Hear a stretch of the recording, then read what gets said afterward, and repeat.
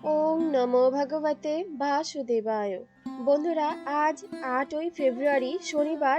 আজকের দিনে সম্পন্ন হচ্ছে একাদশীর শ্রেষ্ঠ একাদশী ভীম একাদশী বা ভৈমী একাদশী। মাঘ মাসের শুক্লপক্ষের একাদশীকে বলা হয় ভৈমী বা জয়া একাদশী বা ভীম একাদশী। এই একাদশী সর্বপাপ দূরকারিণী, সর্বশ্রেষ্ঠা, পবিত্রা, সর্বকাম মুক্তি প্রদায়িনী। অর্থাৎ যারা এই একাদশী ব্রত পালন করে তাদের সর্বপাপ দূরীভূত হবে। এই একাদশী হলো সর্বশ্রেষ্ঠা, পবিত্রা এবং সর্বকাম প্রদ। অর্থাৎ যদি কারো জড় বাসনা থাকে সেই বাসনা পূর্ণ হবে এবং অন্তিমে সে মুক্তি লাভ করতে পারবে। এই ব্রতের ফলে মানুষ কখনো প্রেতত্ব প্রাপ্ত হয় না। আর বন্ধুরা, আপনারা নিশ্চয় জানেন যে একাদশী করার অর্থ শুধু আহারের বিধিনিষেধ নয়। একাদশীতে নিরন্তর ভগবানের স্মরণ, মনন এবং জপ ধ্যান করাই হলো একাদশীর মূল বিষয়। যারা রাত্রি জাগরণে সক্ষম তারা এই পবিত্র একাদশীর দিনে রাত্রে হরিনাম সংকীর্তন বা হরিস্মরণ করে কাটাবেন এবং পরের দিন সকালে যথাযথ সময়ে পালনা করে ব্রত সম্পন্ন করতে হবে। বন্ধুরা, এতক্ষণ আমরা ব্রতের মাহাত্ম্য এবং কিভাবে এই ব্রত পালন করব সেই বিষয়ে জেনেছি।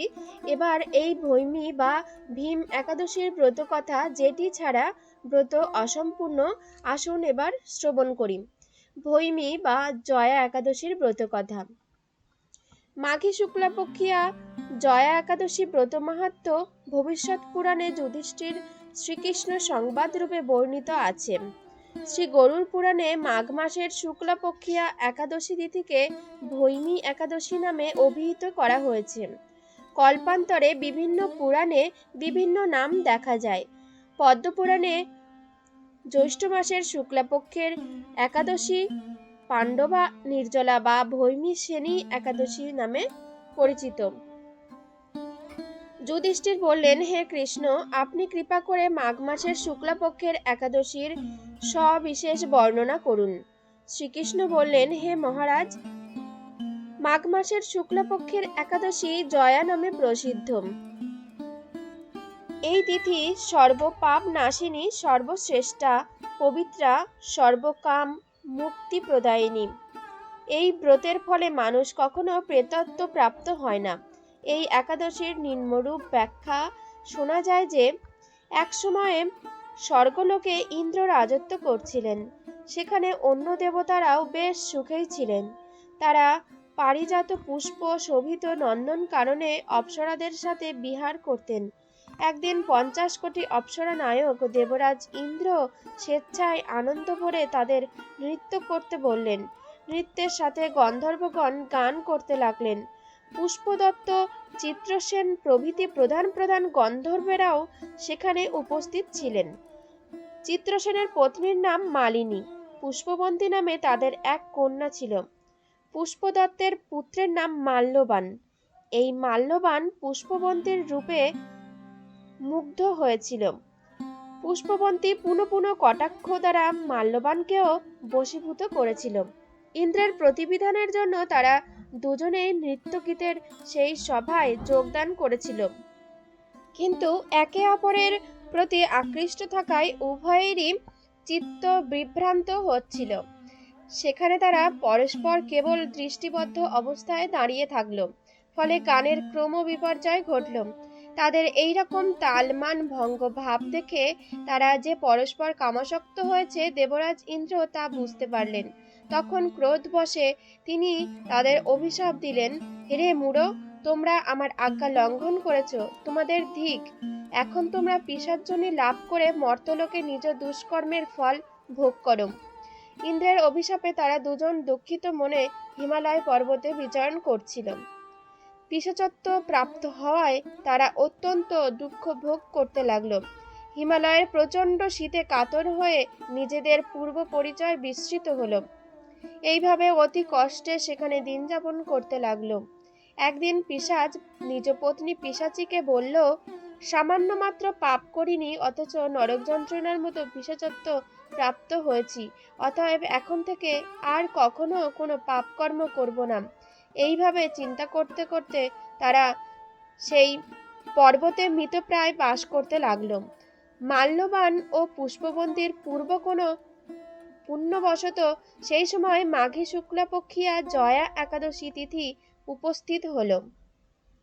তারা একটি অশ্বত্থ বৃক্ষতলে নিরাহারে নির্জলা অবস্থায় দিবানিশি যাপন করল। শীতের প্রকোপে অনিদ্রায় রাত্রি অতিবাহিত হলো। পরদিন সূর্যোদয়ে দ্বাদশী তিথি উপস্থিত হলো। জয়া একাদশীর দিন অনাহার ও রাত্রি জাগরণে তাদের ভক্তির অনুষ্ঠান পালিত হলো। এই ব্রত পালনের ফলে ভগবান বিষ্ণুর কৃপায় তাদের পিশাচত্ব দূর হলো। তারা দুজনেই তাদের পূর্ব রূপ ফিরে পেল। তারপর তারা স্বর্গে ফিরে গেল। দেবরাজ তাদেরকে দেখে অত্যন্ত আশ্চর্য হলেন।